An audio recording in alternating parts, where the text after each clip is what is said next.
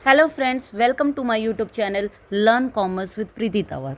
आप सभी जानते हैं कि हमने एक PYQ सीरीज़ जो है स्टार्ट की है, जिसमें हमने अपनी लास्ट वीडियो में एस्टेट 2019 के क्वेश्चन पेपर का CDP सेक्शन किया था। आज हम एस्टेट 2019 क्वेश्चन पेपर का कॉमर्स सेक्शन जो है वो कंप्लीट करने वाले हैं। तो चलिए स्टार्ट करते हैं। Question number 91, if arithmetic mean and median of a series are 10 and 15 respectively, what will be the value of mod?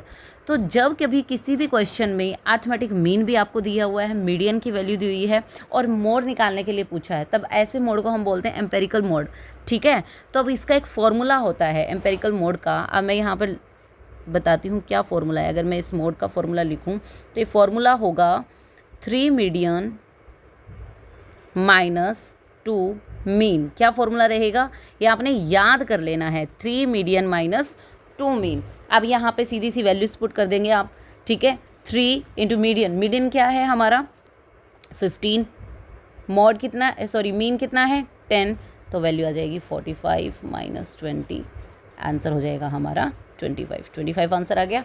तो option number 2 will be our right answer. समझ में आया? एम्पेरिकल मोड इसको हम बोलेंगे, 3 मीडियन माइनस 2 मीन जो है हमने यहाँ पर फॉर्मूला लगाना है। चलिए नेक्स्ट क्वेश्चन की बात कर लेते हैं।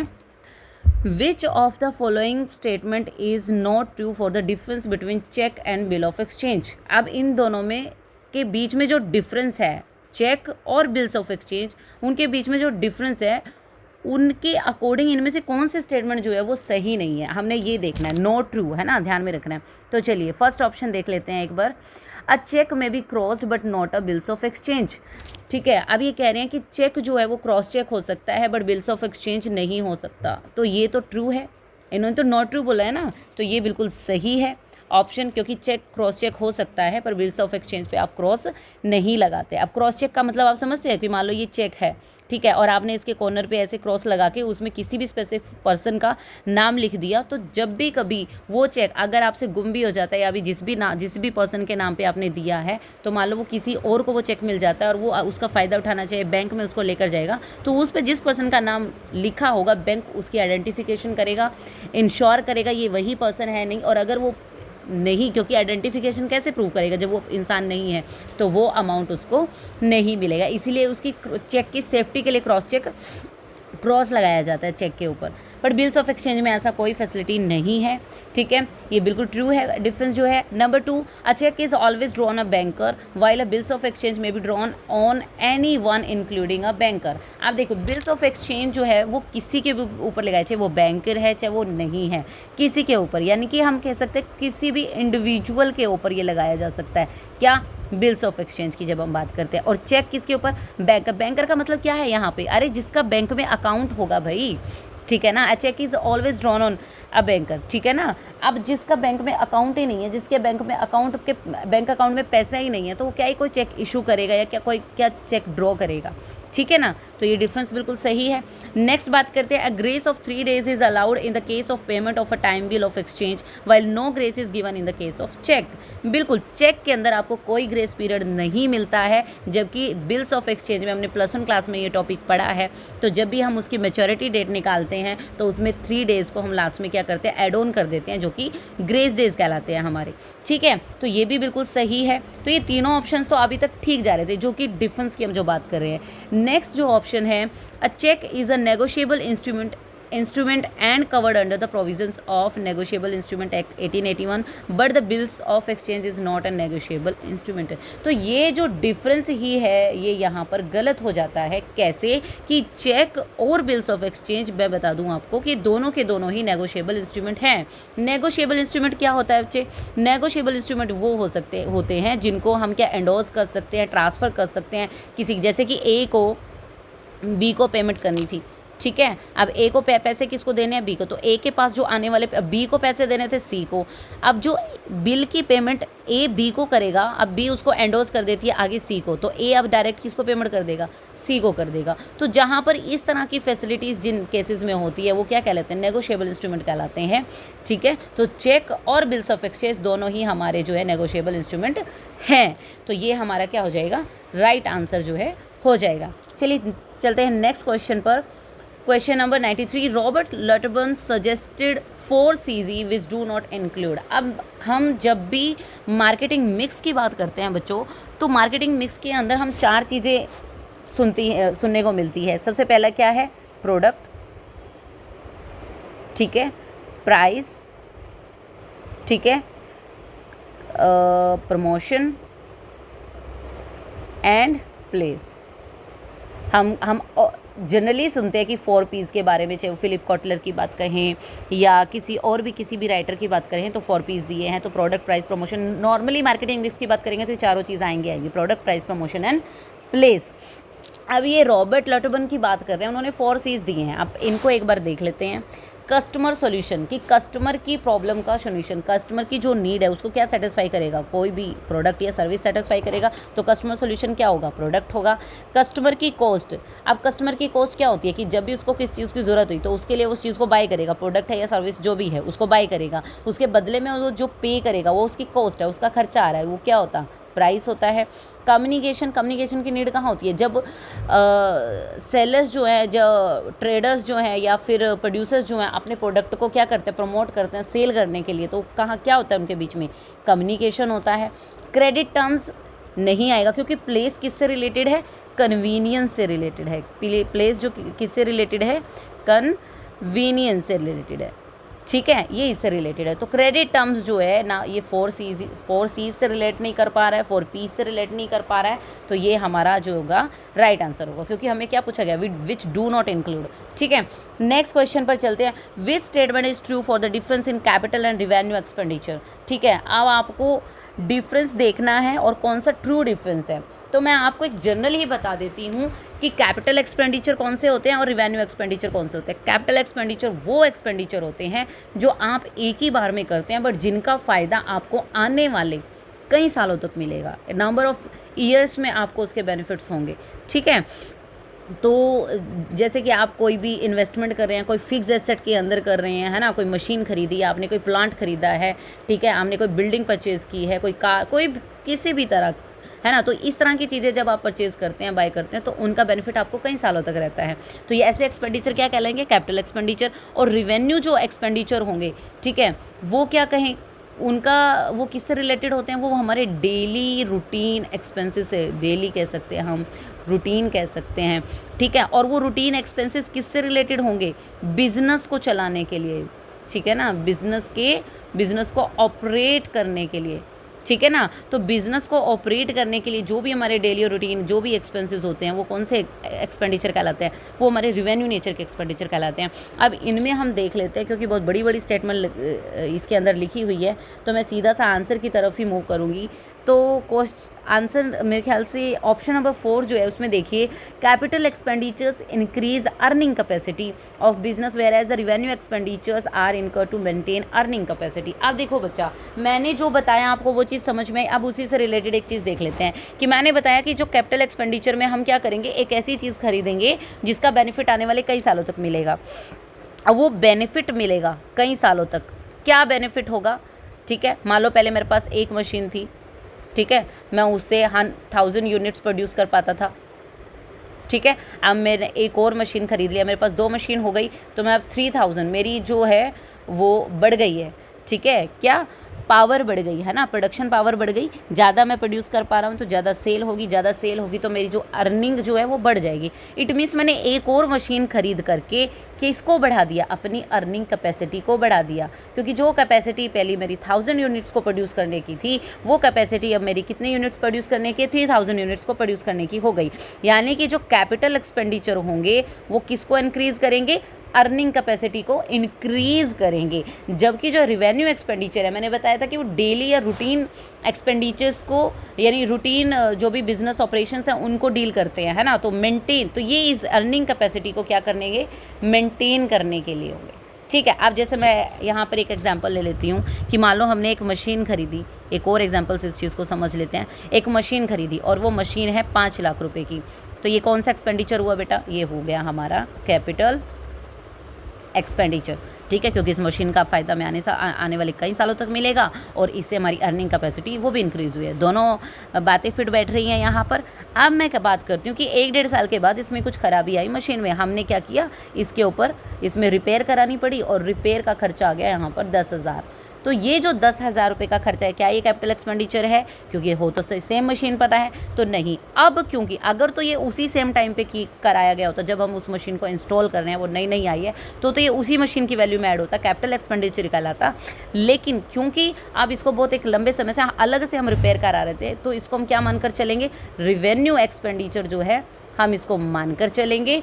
और अब ये क्या कर रहा है, रिवेन्यू क्यों माना है? क्योंकि देखो 5 लाख रुपए ने अर्निंग कैपेसिटी को बढ़ाया मशीन से, लेकिन जो ये 10,000 रुपये ने उस अर्निंग कैपेसिटी को क्या किया, मेंटेन किया। अब वो आगे भी वो मशीन वैसे ही काम कर पाएगी जैसे पहले कर रही थी।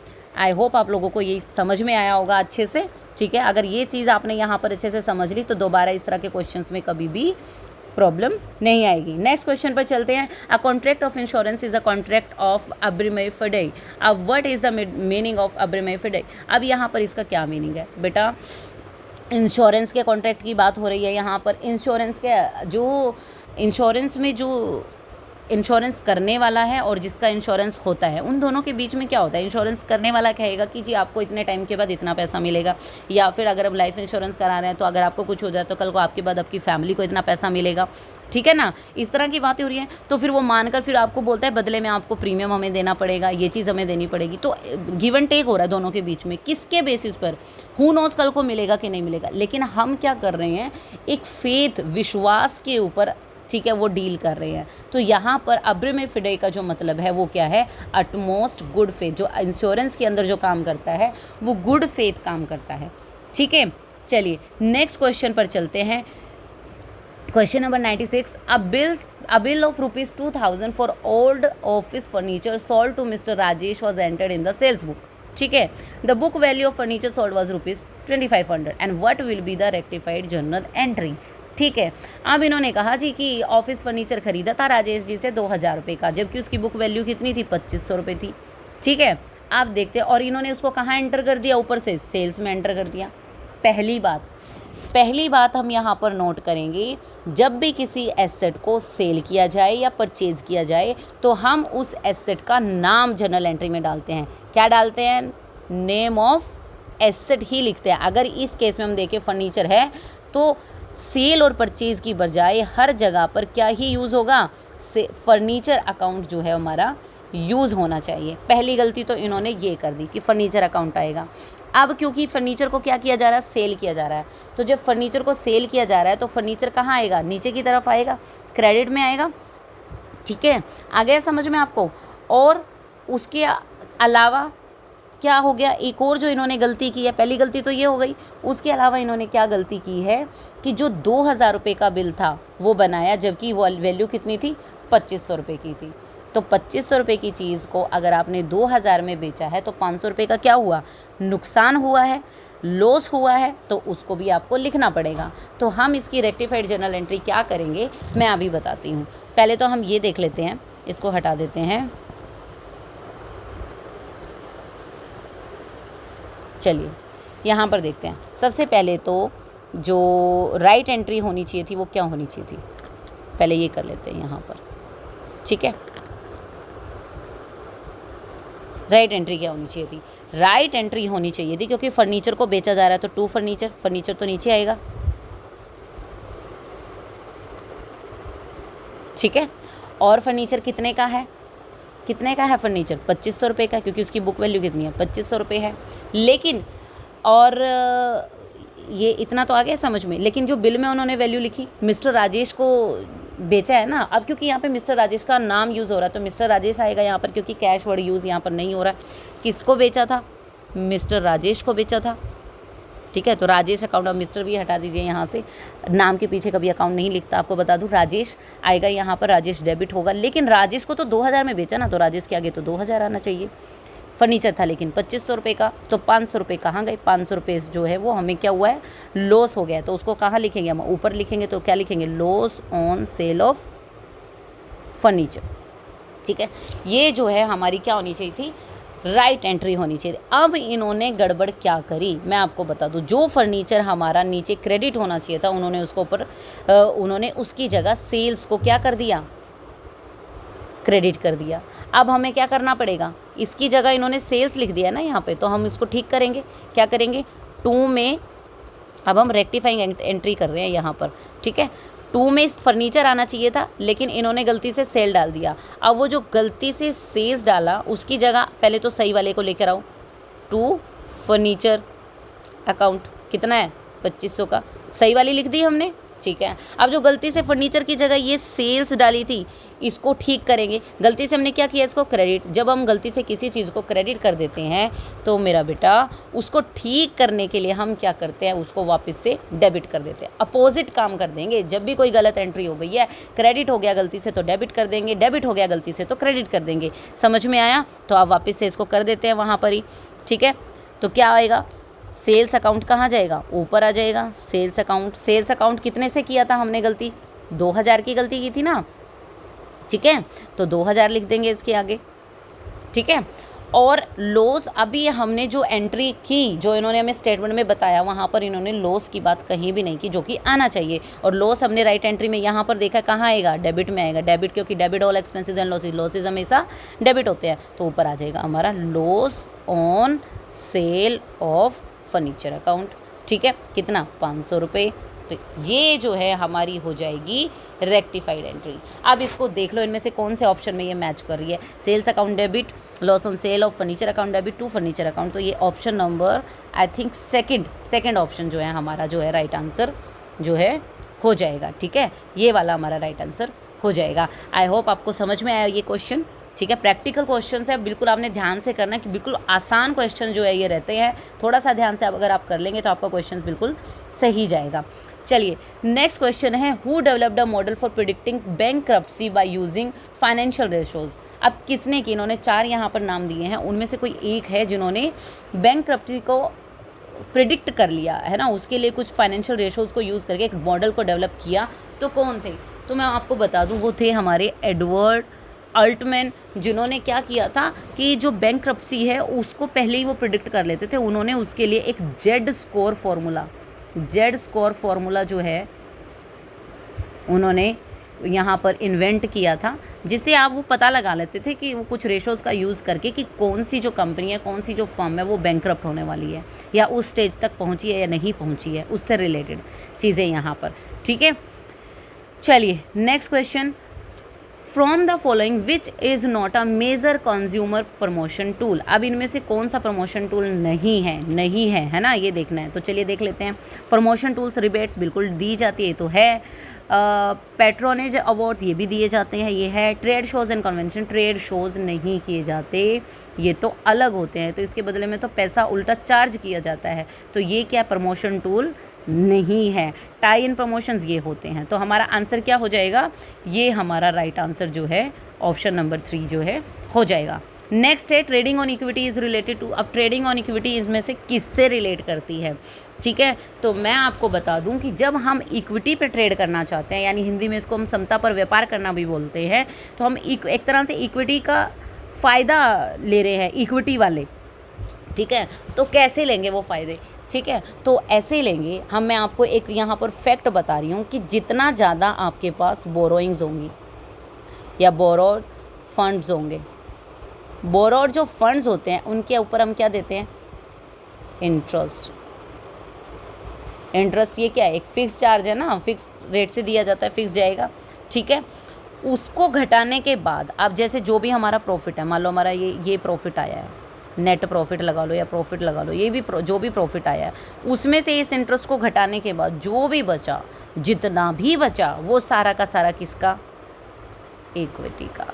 तो इक्विटी वाले क्या चाहेंगे, इक्विटी वाले चाहेंगे कि जो बोरोड फंड्स है हमारे वो ज़्यादा से ज़्यादा हों, ज़्यादा,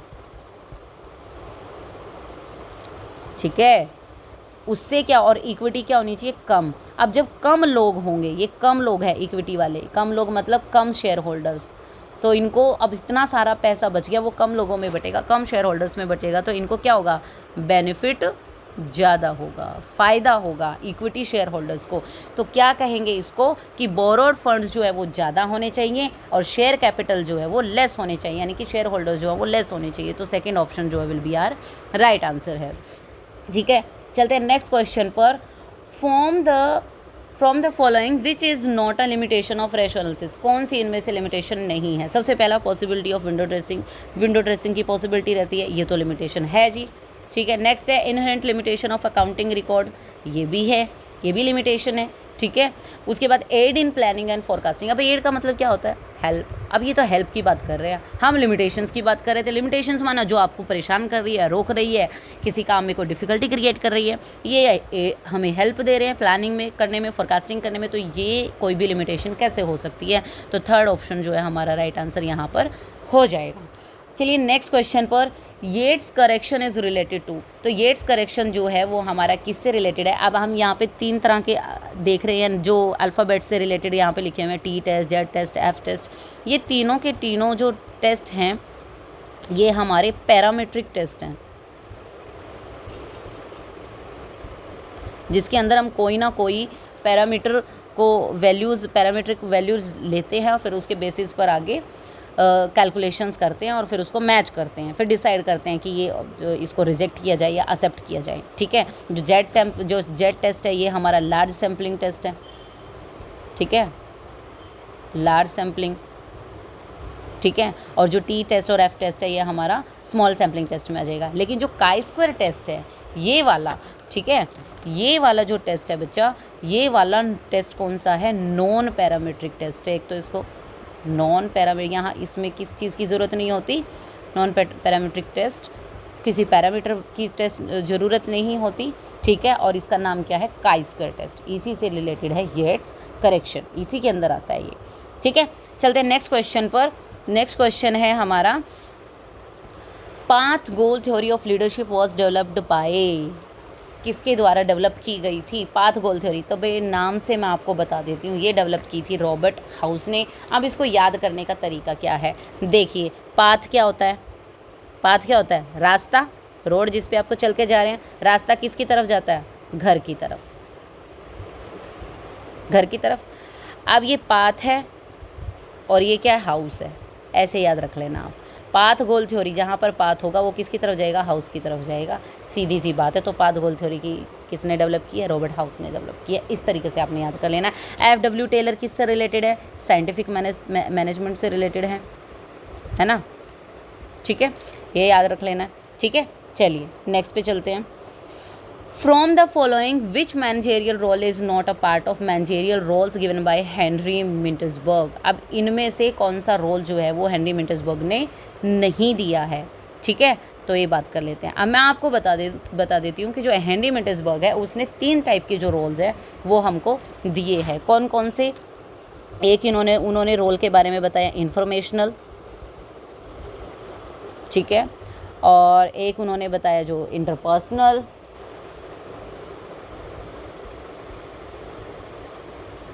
ठीक है, नंबर 1, ये नंबर 2, और तीसरा उन्होंने बताया इंफॉर्मेशनल हो गया, तीसरा उन्होंने बताया डिसीजनल,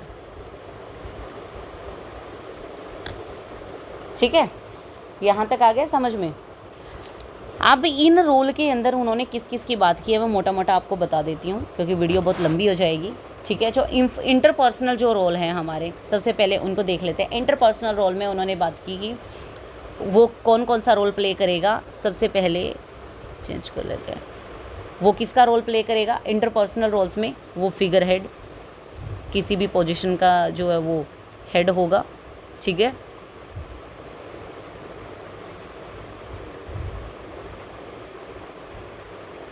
ठीक है, ये होगा। और क्या होगा? लीडर होगा, एक लीडरशिप क्वालिटी उसके अंदर जो होनी चाहिए, ये रोल प्ले करेगा। लाइजिन का रोल प्ले करेगा। क्यों? इस पोजीशन पर जो लोग होते हैं, जो एक हेड के तौर पर, एक लीडर के तौर पर काम करते हैं, वो लाइजिन वही, क्योंकि उन्हीं को तो हर जगह पर कम्युनिकेट करना, बात करनी है, उनके लाइजिन काम करते हैं वहाँ पर। अच्छा, डिसीजनल रोल्स कौन से होंगे? जहाँ पर अब उसको यहाँ पर डिसीजन मेकिंग काम करने हैं, तो कौन कौन से? वो डिसीजन मेकिंग कौन करता है एक फर्म के अंदर, बिजनेस के अंदर? जो ओनर होता है, एंटरप्रेन्योर होता है। तो एक तो क्या हो गया, हम क्या बोलेंगे इसको? एंटरप्रेन्योर। दूसरा क्या होगा? अब उसी के पास जो मालिक ओनर, उसी के पास सारे रिसोर्सेज है, वो नीचे अब जो मैनेजमेंट होगी उनको एलोकेट करेगा कि किसको क्या काम करना है, किसको क्या चीज़ संभालनी है। तो ये क्या? Resource allocator. ये भी काम करता है। तीसरा है नेगोशिएटर, यही सब डील करेगा, नेगोशिएट करेगा, ठीक है। एंड फोर्थ है डिस्टर्बेंस हैंडल, बिजनेस में कोई भी डिस्टर्बेंस अगर क्रिएट होती है तो यही उसको हैंडल करेगा, ठीक है। फिर आ जाता है इंफॉर्मेशनल। अब बिजनेस से रिलेटेड कोई भी चीज़ है, इंफॉर्मेशन है, कुछ भी है, अब एक जो मैनेजर है वही तो आगे एक पब्लिक से लगा लो, मीडिया से लगा लो, कौन डील करता है? वही डील करता है। तो किस किस तरीके से करेगा? एक तो मॉनिटर के तौर पर, दूसरा डिसेमिनेटर। डिसेमिनेटर कौन होता है? कम्युनिकेटर जिसको हम बोल सकते हैं। और तीसरा है स्पोक्स पर्सन, बिजनेस का स्पोक्स पर्सन भी कौन है? व्यू का। तो ये तीनों जो रोल हैं, आई होप आप लोगों को समझ में आ रहे होंगे ये तीनों रोल। अब मैंने यहाँ पे जैसे मालिक की बात की, तो जब हमने क्या देखा है, जो बड़े बड़े ऑर्गेनाइजेशंस होते हैं, जो बिजनेस होते हैं, उनकी मैनेजमेंट अलग होती है, उनके जो मालिक यानी ओनर्स हैं वो अलग होते हैं, मैनेजमेंट ही सारे काम करती है। तो यहाँ पर मैनेजमेंट एंटरप्रेन्योर, रिसोर्स एलोकेटर यानी ये डिसीजन मेकिंग वाले रोल भी प्ले करता है, इंटरपर्सनल रोल भी प्ले करता है, इंफॉर्मेशनल रोल भी प्ले करता है। तो ये सारे, अब इनमें से आप देख लीजिए कौन सा नहीं आ रहा। प्लानर वाला जो रोल है उसकी बात कहीं नहीं हो रही। किसकी बात कहीं नहीं हो रही? प्लानर की बात कहीं नहीं हो रही। तो ये हमारा जो राइट आंसर जो है हो जाएगा, क्योंकि उन्होंने नोट ही पूछा था हमें, ठीक है। चलिए नेक्स्ट क्वेश्चन कर लेते हैं। नेक्स्ट है हमारा, from the following which aggregate is called national income. इसमें से कौन सा एग्रीगेट जो है वो नेशनल इनकम कहलाएगा? तो मैं आपको एक सीरीज़ बताती हूँ सबसे पहले कि क्या होता है। सबसे पहले हम निकालते हैं जीडीपी, ग्रॉस डोमेस्टिक प्रोडक्ट। फिर हम निकालते हैं जीएनपी, ग्रॉस नेशनल प्रोडक्ट। फिर उसके बाद निकालते हैं हम एनडीपी, नेशनल डोमेस्टिक प्रोडक्ट। और फिर उसके बाद हम निकालते हैं एनएनपी। एक तो ये चीज़, ठीक है, आपको समझ में। और एक और मैं बात बता दूं, जो नेशनल इनकम जहाँ पर इसी को, और ये जो एनएनपी है इसी को हम क्या कहते हैं? National income. ये याद रखना है आप लोगों ने। और ये जो नेशनल इनकम है ये हमेशा यहाँ पर क्या होगी? फैक्टर कॉस्ट पे आती है। ये किस पे आती है? फैक्टर कॉस्ट पे। तो एनएनपी और फैक्टर कॉस्ट, ये दोनों चीज़ें हमने याद रखनी है। तो यहाँ पर हम देख लेते हैं एनएनपी और फैक्टर कॉस्ट की बात कहाँ पर होती है। ये हो रही है net national product at factor cost, option number 2 में। तो ये जो है हमारा क्या हो जाएगा? राइट आंसर हो जाएगा। नेक्स्ट चलते हैं, क्लैरिकल एरर्स इंक्लूड। इनमें से क्लैरिकल एरर्स कौन कौन सी है? एरर ऑफ ओमिशन, आप भूल गए कुछ, किसी की एंट्री करना, ठीक है, तो ये भी क्लैरिकल एरर है। Error of commission, error of commissions कौन सी होती है? या तो आपने रॉन्ग अमाउंट पोस्ट कर दिया, ठीक है, रॉन्ग अमाउंट डाल दिया, रॉन्ग अकाउंट में बैलेंस डाल दिया, ठीक है, या फिर आपने किसी उसको जो भी अमाउंट है, कोई बुक है उसको क्या बोलते हैं उसको, ओवरकास्ट या आप अंडरकास्ट कर दिया, ठीक है। इस तरह की चीज़ें ये एरर ऑफ कमीशन कहलाती हैं। तो ये दोनों की दोनों ही मैं कहूँगी क्लैरिकल एरर्स है। तो ऑप्शन नंबर 3 जो है हमारा राइट आंसर हो जाएगा, क्योंकि यहाँ पे प्रिंसिपल एरर बिल्कुल भी नहीं है। प्रिंसिपल एरर क्या होती है? जब आपको कोई अकाउंटिंग कोई रूल है और आपने उसको गलत लगा दिया, वो सही तरह से फॉलो नहीं किया आपने उसको, ठीक है। जैसे हमने पीछे एक क्वेश्चन में क्या किया था कि जब भी सेल परचेज हो रही है, किस चीज़ की, मैं बता दूँ, सेल परचेज किसकी हो रही है? किसी एसेट की हो रही है, तो हम एसेट का नाम यूज़ करते हैं, एक रूल है, ठीक है। लेकिन अगर वो उन्होंने क्या की, गलती से फर्नीचर की जगह क्या कर दिया, सेल या परचेज ही लगा दिया, उन्होंने सेल वर्ड को यूज़ कर लिया, तो उन्होंने इस रूल को क्या कर दिया? ब्रेक कर दिया। तो यहाँ पर कौन सी एरर होगी? प्रिंसिपल की एरर हो जाएगी, ठीक है। तो इस तरीके से है। चलिए नेक्स्ट क्वेश्चन हम यहाँ पर कर लेते हैं, what will be the arithmetic mean of the following series. ये बिल्कुल आसान सा क्वेश्चन है, 3rd 4th 5th क्लास का बच्चा इस क्वेश्चन को कर लेगा। अर्थमेटिक मीन क्या होता है? एवरेज है, इन सबको टोटल करो, नंबर ऑफ आइटम से डिवाइड करो, आ जाएगा आंसर। तो ये आप मेरे को कमेंट सेक्शन में करके बताएंगे इसका आंसर जो है क्या आएगा, ये मैं आपके ऊपर छोड़ रही हूँ। चलिए नेक्स्ट क्वेश्चन पर चलते हैं। The bird in hand argument describes the relationship between. ये किसके बीच रिलेशनशिप को डिस्क्राइब करता है? मैं ये अब देखिए, इन्होंने जब सबसे पहले तो मैं बता दूं आपको, जो बर्ड इन हैंड आर्ग्यूमेंट है ये किसने किया था?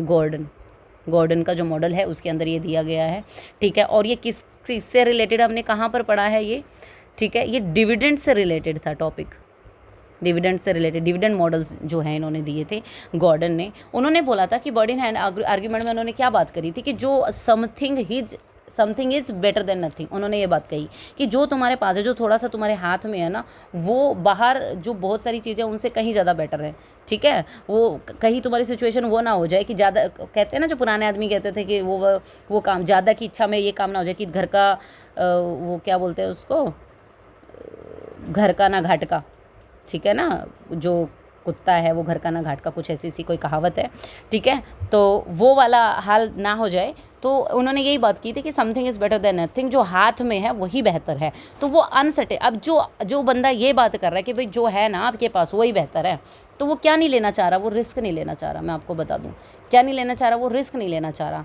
यार रिस्क नहीं लेना चाह रहा, इसका मतलब वो अनसर्टेनिटी से क्या हो रहा है, डर रहा है, अनसर्टेनिटी नहीं चाहता, क्योंकि उसको पता है अनसर्टेनिटी कल को क्या हो जाए कुछ नहीं पता, तो जो है उसको रख लो, ये उसका कहने का मतलब है। तो ये जो बर्ड इन हैंड आर्ग्यूमेंट है वो किसके बीच की रिलेशनशिप बता रहा है, डिविडेंड की बात कर रहा है और अनसर्टेनिटी की बात कर रहा है। तो ऑप्शन नंबर 3 जो है वो हमारा राइट आंसर यहाँ पर हो जाए।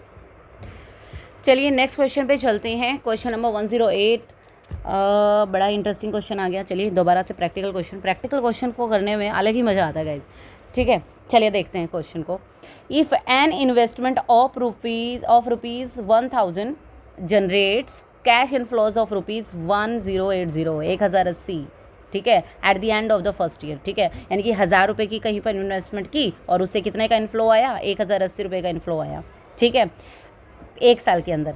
The rate of return required to equate the present value of cash inflow with the cost of investment will be. अब इसको ना इस तरीके से नहीं समझते, इसको बिल्कुल आसान भाषा में आपको मैं समझाती हूँ, ठीक है। हम इसको सिंपल वाला लेके चलेंगे, देखिए उसके हिसाब से देखते हैं। अब मैंने इन्वेस्टमेंट की कितनी, 1000 रुपये की, इसको हम प्रिंसिपल मान लेते हैं यहाँ पर, ठीक है, क्या मान लेते हैं, प्रिंसिपल। अब आप देखिए प्रिंसिपल कितना है, 1000 रुपये, ठीक है, और जो हमको टोटल मिलकर आया लास्ट में उसको हम क्या बोलते हैं, वो होता है हमारा अमाउंट, यानी कि मिश्र धन, ठीक है, वो कितना आया, 1080, ठीक है। अब इन दोनों का जो डिफरेंस होगा वो क्या है, यानी 1000 रुपये पे उसने 80 रुपये कमा लिए, तो वो जो जितना कमाया वो क्या है, इंटरेस्ट, ठीक है। 80 रुपीज़ क्या है हमारा, इंटरेस्ट हो गया। तो हमारा इंटरेस्ट कैलकुलेट का फॉर्मूला क्या होता है, इंटरेस्ट कैलकुलेट करने का याद आप सभी को, इंटरेस्ट का क्या होता है, principal into rate into time divide by 100, यही फॉर्मूला होता है ना। तभी लगा लेते हैं यहाँ पर। इंटरेस्ट कितना है, 80 रुपीज़ है, प्रिंसिपल कितना, हमने 1000 रुपीज़ इन्वेस्ट किए थे ना, रेट हमें मालूम नहीं है, टाइम 1 ईयर है, 100 हो जाएगा, ये 100 से ये कट हो जाएगा, 20, ठीक है, बच गया। यहाँ पर क्या बचा, अब ये आर इधर ही रहेगा, लेकिन जो 10 है ये उधर जाकर डिवाइड में चला जाएगा, और क्या हो जाएगा, 80 divide by 10 is equal to R हो जाएगा। इससे कैंसिल आउट होकर आर क्या हो गया हमारा, 8% जो है हमारा राइट आंसर यहाँ पर आ जाएगा। आया समझ में। तो इस तरीके से ये क्वेश्चन जो है हम बिल्कुल आसानी से सोल्व कर लेंगे। चलिए नेक्स्ट क्वेश्चन पर चलते हैं। Question number 109, in India which of the following accounting standard is related to cash flow statement. अब किससे रिलेटेड बताना है, कैश फ्लो स्टेटमेंट से रिलेटेड बनाना। तो हमारा वो कौन सा है, accounting standard number 3 cash flow statement से, ठीक है, ये है।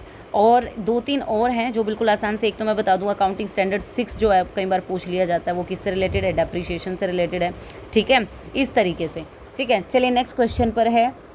नेक्स्ट क्वेश्चन है MBTI, ठीक है, मेयर्स ब्रिग्स टाइप इंडिकेटर, ये किससे रिलेटेड है बेटा, ये एक तरह का पर्सनैलिटी टाइप इंडिकेटर है, ये CDP से रिलेटेड क्वेश्चन है, CDP के अंदर भी ये क्वेश्चन आता है, तो हम इसको कहेंगे a method of identifying personality type, ठीक है। तो ये हमारा राइट आंसर होगा, ठीक है।